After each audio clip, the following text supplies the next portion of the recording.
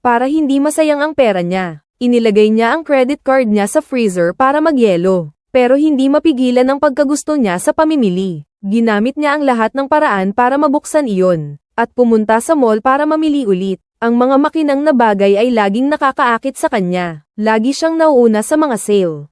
Ang mga murang mamahaling gamit ang dahilan ng pagkawala niya ng bait, kahit kailangan niya man o hindi, lagi siyang may dahilan para kumbinsihin ang sarili na bilhin ang mga iyon. Puno na ang bahay ng mga mamahaling gamit. Minsan, napagtatanto rin niya na ang mga damit na mukhang elegante at perpekto ay gawa pala ng mababang uri ng tela. Hindi mapigilan ang pagbili ng pagbili. Kaya naman nakatanggap si Rebecca ng napakaraming bayarin. Naubos niya ang pera sa 12 credit card. Sunod-sunod ang mga pananakot sa telepono mula sa mga nagpapautang. Bigla ang pagkawala ng trabaho. Lalo pang sinira ang kakayahan niyang makapagbayad. Habang papunta sa interview para sa bagong trabaho, hindi sinasadya niyang nakita sa salamin ng tindahan. May nakita akong berdeng stole. Parang bigla na lang siyang napadpad sa harapan ng maneken. Pero ang sabi ng isip niya, hindi pa niya nababayaran ang credit card bill niya. At hindi naman niya kailangan ang stole na iyon. Habang tatalikod na siya para umalis, biglang nagsalita ang maneken. Isipin mo pa. Sino kaya ang nangangailangan ng stole? Ang stole na ito ay kakaiba, at ang pinakaimportante ay, maayos nitong maipapakita ang iyong kalooban. At mapapalaki pa nito ang iyong mga mata. HMM. At mapapaganda pa nito ang aking hairstyle. Bagay ito sa kahit anong damit. Isang magandang pamumuhunan. Pag sinuot mo ito, mas magiging kumpiyansa ka sa interview. Magtiwala ka lang. Ang batang babae na may berdeng stole. Pero kahit ganun, hindi pa rin nakatiis si Rebecca. P120 ang stole, bahagi nito ay cash ang bayad niya. Ang natira ay P30 sa isang card at P10 sa isa pa. Pero kahit na naubos na ang 12 cards niya, hindi pa rin umabot sa P120. Para sa stole na iyon, pumunta si Rebecca sa maliit na tindahan sa labas, para makapagpalit ng isang cheque na P20. Ang ginagawa ng mga tindero ay negosyo, hindi pagbabangko. Para makuha ang pera, nagdrama siya. Sabi niya bibili siya ng scarf para sa kanyang namamatay na, at nangako siyang bibilhin lahat ng hotdog. Sige. Habang susulat na sana siya ng cheque na walang pondo, may isang customer na nagbigay sa kanya ng 20 piso, at bumili pa ng hotdog ng 3 piso. Ginagawa lang ito ng lalaki para masiguro na makakabili siya ng kanyang gustong hotdog. Iyon na ang iyong scarf, akin na ang aking hotdog. Magkaiba ang presyo at ang halaga. Salamat, magpapasalamat talaga ako. At sa wakas, nabili na ni Rebecca ang berdeng scarf. Ngunit hindi niya inaasahan na ang taong makikipanayam sa kanya ay ang lalaking nakita niya sa kariton ng hotdog. Padalos-dalos niyang itinapon ang shawl. Pag nahuli siya, tapos na siya. At naging anghel naman si Luke kay Rebecca. Oy, oo nga pala, salamat. Binigay mo na ba sa kanya yung shawl? Natuklasan niya ang kakaibang katangian ni Rebecca. Kaya nagawa niyang isulat ang kwento ng kanyang buhay. Ang pagiging alipin ng credit card. Dapat mong matutunang mag-manage ng pera at suriing mabuti ang mga bagay na binili mo dahil sa pagkaampalso. Kung talagang may silbi ba ito sa iyong buhay. At sa ganito, gamit ang babaeng may berdeng shawl bilang pen name. Isinulat niya ang artikulong ito.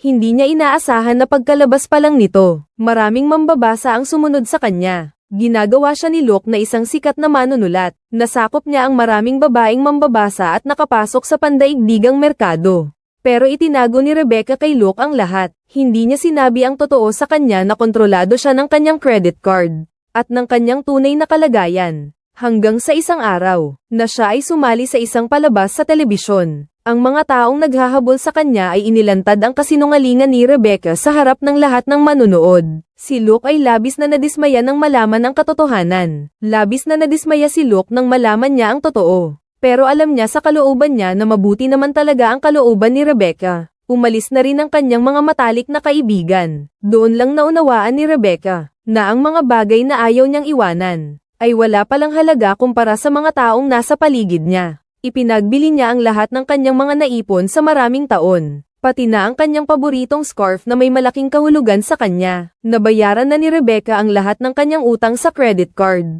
Tunay na naunawaan ko na kung ano ang kailangan ko. At ang kumuha ng litrato ng berdeng scarf na iyon, ay si Luke.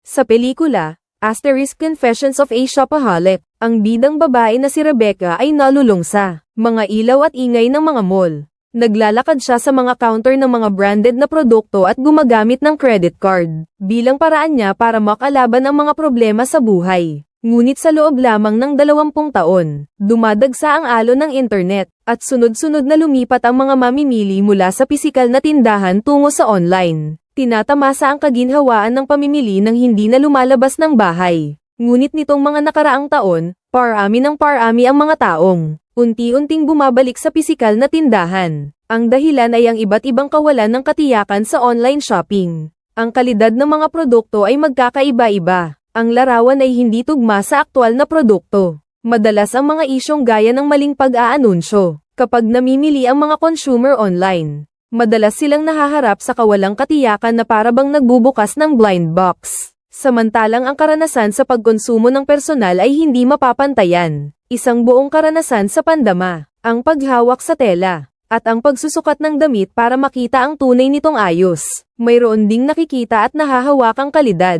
Ang mga mall ay mahalagang tagapagdala ng sigla at kultura ng lungsod. Kaya nahuhumaling si Rebecca sa pamimili, ay dahil sa napakaraming paninda sa mga mall. Ang mga iyon nakikita at nahahawakang pakiramdam ang nagpapalulong sa kanya. Ang pag-amin ng isang shopaholic, mukhang kwento ito ng pagka-addict sa pamimili. Sa katunayan ay nakatago rito ang pagtatanong sa tunay na kahulugan ng pagkonsumo. Kapag naaalala natin ang mga magagandang sandali ng pamimili ng personal, hindi lang ang paghawak sa produkto ang naaalala natin, pati na ang iba't ibang gawain habang namimili, kundi pati na rin ang karanasan sa mismong lugar, kung saan tayo nakikipag-ugnayan sa iba at sa ating sarili. Ang tunay na koneksyon na nabubuo, ang koneksyong ito ang dahilan kung bakit ang pagkonsumo ay hindi na lamang ang bulag na kilos na tinutulak ng kapitalismo, at naging isang ritual sa buhay na nagdadala ng emosyonal na alaala at karanasan. Marahil ito ang pinakamalalim na pagpapahina ng konsumerismo, ng pamimili ng personal.